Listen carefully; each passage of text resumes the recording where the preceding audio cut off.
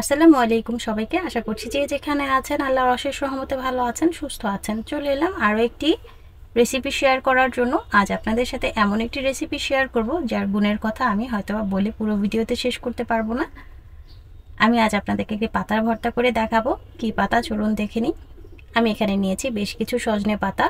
সজনে পাতা অনেকেই হয়তোবা খাই না, কিন্তু সজনে ডাঁটা আমরা কম বেশি সকলেই খেয়ে থাকি এবং তার গুণ সম্পর্কেও জানি। তো সজনে পাতা তার ডাঁটার চাইতে কোনো অংশেই কম পুষ্টিকর নয়। এটা আপনার ব্লাডের সুগার কন্ট্রোল করতে সাহায্য করবে, শরীরের ব্যথা বেদনা কমাবে, চুল পড়া বন্ধ করবে, আরও নানাবিধ উপকারিতা রয়েছে। তো সব কিছু আর ভিডিওতে বলে শেষ করা যাবে না। তো আমি প্রথমে এগুলোকে ভালো করে ধুয়ে পরিষ্কার করে পানি ছড়িয়ে নিয়েছি।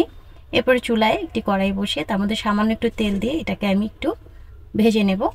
3-4 মিনিট একটু ভেজে নিলেই হবে। এতে করে পাতাটা কিছুটা নরম হয়ে যাবে। তো এইভাবে করে নেড়ে চেড়ে 3-4 মিনিট আমি এটাকে ভেজে নিচ্ছি। দেখুন পাতাটা দেখতে এখন অনেকটাই নরম হয়ে গেছে। তো আমি এই পর্যায়ে এটাকে চুলা থেকে নামিয়ে নেব। এখানে নিয়েছি আমি 4 টুকরো মাছ। আপনারা যে কোনো মাছই ব্যবহার করতে পারেন, এটা ভর্তার স্বাদটা বাড়াবে। এর মধ্যে সামান্য একটু লবণ আর একটু হলুদের গুঁড়া দিয়ে মাখিয়ে নিচ্ছি। এরপর এটাকে আমি ভেজে নেব।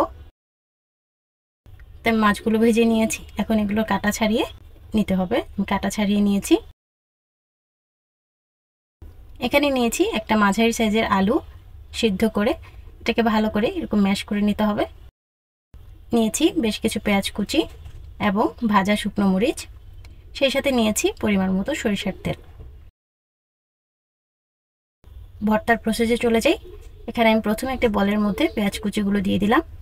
এরপর পরিমাণ মতো আমি মরিচ দিয়ে দিচ্ছি সামান্য লবণ। এরপর ভালো করে এগুলোকে মাখিয়ে নিতে হবে। এখন এর মধ্যে আমি দিয়ে দিচ্ছি ম্যাশ করে রাখা আলুগুলোকে, কাটা বেছে রাখা মাছ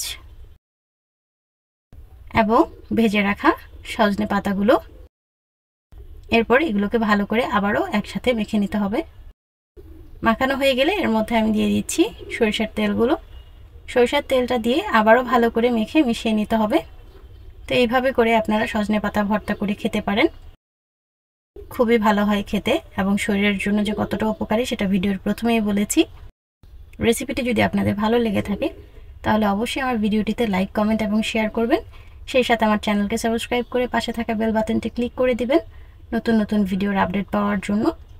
আমার ফেসবুক পেজটিকেও ফলো দিয়ে রাখবেন। পেজের নাম এবং লিঙ্ক আপনার ডেসক্রিপশনে পেয়ে যাবেন। আজ তাহলে এ পর্যন্তই। আবারও দেখা হবে নতুন কোনো ভিডিওতে নতুন কোনো রেসিপি নিয়ে। সে পর্যন্ত সবাই ভালো থাকবেন, সুস্থ থাকবেন। আল্লাহ হাফিজ।